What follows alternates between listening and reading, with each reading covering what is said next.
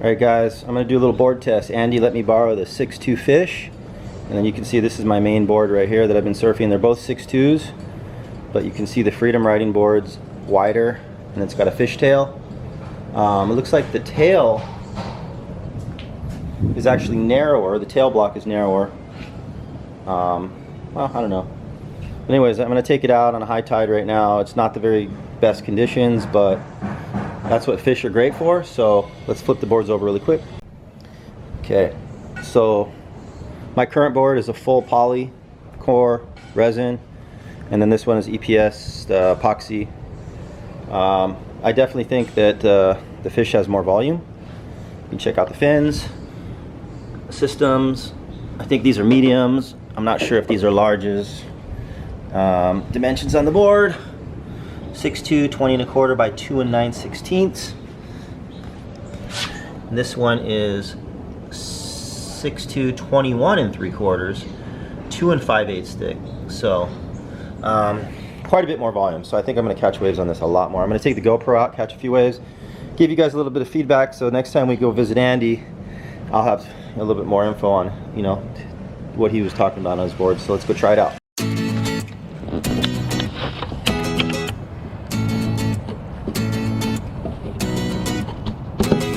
Hey, what's up, iSurf Tribe? So we're going to switch to voiceover on this one, and we're going to cut out the audio. Yes, the night before, it rained a bunch of trees fell over, so when I showed up, I had to tightrope walk it to the beach, which is cool. It was kind of like a leg warm-up, so I was like, all right, pretty cool. At the time of making this video, actually, those trees have been trimmed away, and the path is clear again. All right, so let's talk about fish. You know, now that I'm about 20-30 pounds heavier than I like to be, I found that fish tend to work really well for my body type at the moment. So what I want to do in this video is I want to give you guys some tips on kind of like how I surf a fish and what I've learned surfing fish and how you can get the most out of it. And there's a lot of things. So the first thing is when you first start paddling a fish and you've never been on one, you know, you're coming from a short board or maybe you're coming from a Malibu or something, is you got to move up on the board. You got to move up or else you're going to have a hard time catching waves. The volume is up front, and that's what I did. I moved way up. First wave on this board, and I immediately was like, wow, this thing I can whip around. I could definitely feel the width. You know, it's 1.5 inches wider than my other board. But when you looked at them side by side, you wouldn't think that the volume was that much different. But man, I could catch waves about 25% easier on this board than the other one. And I could still whip it around. I could definitely feel the width, so getting in the pocket wasn't something that felt easy. But there's the thumbs up because I was like, wow, this fish feels really good. So this is Andy's fish. The guy that did the shaping tips, and we're going to do some more videos with him, but he's going to make some boards, and he's going to let me test them out. So right there, you can see how my nose is kind of barely under the water. It's almost burying underwater. That's how far forward I moved up on this in order to get it. In this wave, I took a really late drop. Now watch my hands go in the air. Whoop. I just wanted to show this in slow motion to show that even though this board has almost no rocker or very little rocker, it has rocker, just little compared to a short board. I was able to easily make that drop, and that was a pretty steep drop. You can't really tell from the camera. So, you know, one of the other keys to a fish, hold on really quick, paddled all the way out, and I always say hi to everybody out there, and this is Tara from tarantulasurf.com. She was in the past couple videos. Check out her website. I always, you know, if I see anybody, I always people that I know, I always say, hey, what's up, how you doing, how are the waves, you know, how long you been out, how is it? I always ask, how was it? You know, is it getting better? Is it getting, you know, typical surf chit chat in the water. Scan the horizon, look at all the other surfers, try to find a spot where I want to be. Anyways, back to the surfing. So the key to surfing a fish here is really, it's the edge to edge surfing. If you notice, I'm always, oh, this was like a really small wave, and that just shows how easy I could catch waves. Like, oh, and this is Aaron. He's one of the locals. Grew up in Costa Rica from Canada, and one of the things I like to do is I like to follow behind people with the GoPro. And what I wanted to illustrate here is I was able to get into the wave easily, even though he's on a longboard, and be right behind him. He's a 275-pound guy, so I had to keep my distance. He was cranking those cutbacks, and I was like, you know, but it was a pretty cool clip. And then I always, whenever I see somebody on a new board and I know them and it seems like they're surfing it pretty good, I always check it out. It was a 9.0 Firewire, and man, it was light. I picked that thing up in the water, and it was just felt so light. I was like, wow, this board is super light. So when I do these videos and I do these voiceovers, it's a one basically one take. I don't redo it.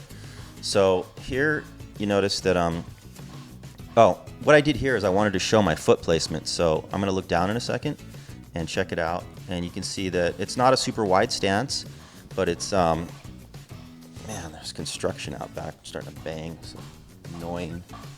I'm gonna move as I'm doing this, but just kind of wanted to show you guys my foot placement. And I'm actually holding a microphone so I can walk around and do this. But what I was saying earlier is, oh, there's a little re-entry, is the key is edge to edge surfing on a fish.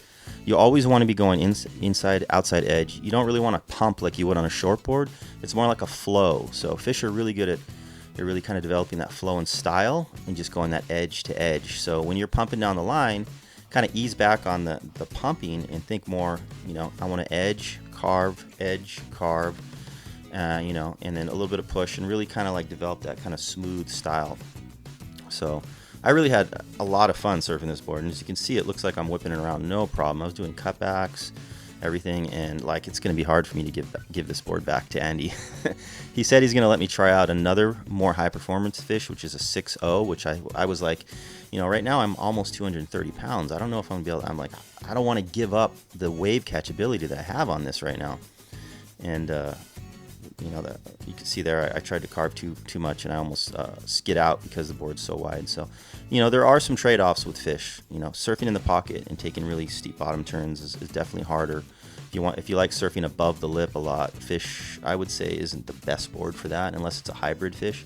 This one I want to illustrate. I took this one I just did a bunch of cutbacks. So in this particular wave, I wanted to illustrate that a fish is a great way to train your cutbacks, because you can just ease into these cutbacks, stay on rail, and just kind of let the board take you around, and you can really kind of get the feel of it. And then when you go down to your shortboard, you know, you've trained that kind of rail, holding the rail, and then you can definitely develop a cutback that you can translate over to a shortboard. But if you're just trying to crank cutbacks on a shortboard, you might not develop the greatest style, or it just might not be working the way you want it to. In this one, I tried to take a really steep bottom turn and go straight up, and you can see that my board kind of gets caught in the lip a little bit, and I got there a little late. So definitely not going to be trying to go straight up a lot on a fish. It's more about the carves, more about the flow, making the sections, catching tons of waves. Like I was catching so many waves. People were looking at me like, wow, you know, you're just catching everything on that. And being a big guy, that's nice, because there's so many, you know, small, skinny people out there that can catch waves really easy. So, you know, we get something that equalizes. It's like a game changer. It's an equalizer. Makes it fair. Anyways, guys, that was it for the video. It was a one take, just kind of off the top of my head. Grab a fish. If you're a big guy, 20, 30, 40 pounds overweight, let's not say overweight, just say heavier. You know, maybe you're working out a lot, whatever. Fish is going to be the way to go, and if you find a good shaper, they'll know how to shape it. It's got to be shaped right, or else it doesn't work.